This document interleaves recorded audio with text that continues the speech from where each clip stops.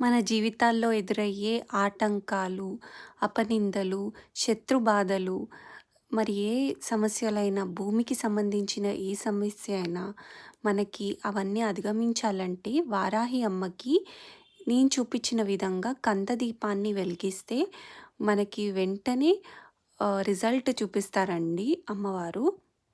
ఈ నవరాత్రుల్లో పంచమి తిథి, అష్టమి తిథి, శుక్రవారం కలిసొచ్చిన రోజు, మంగళవారం కలిసొచ్చిన రోజు మనం కంపల్సరీ ఈ కందదీపాన్ని వెలిగించుకుంటే అమ్మవారికి ఎంతో ఇష్టం. మనం ఏ కోరిక, ధర్మబద్ధమైన ఏ కోరిక కోరుకున్నా అమ్మవారు నెరవేరుస్తారు.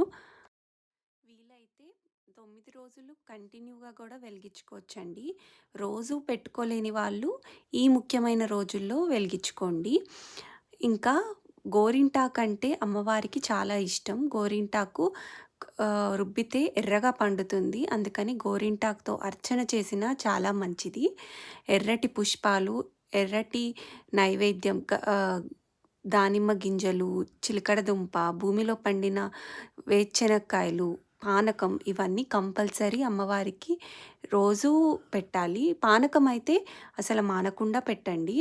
కందదీపాన్ని వెలిగించేటప్పుడు ఓం ఐం హ్రీం శ్రీం క్లీం ఐం వారాహి నమో నమః అనే మంత్రాన్ని 108 సార్లు జపించండి. మంత్రం జపించడం తప్పనిసరి. ఓం వారాహ్యే నమః.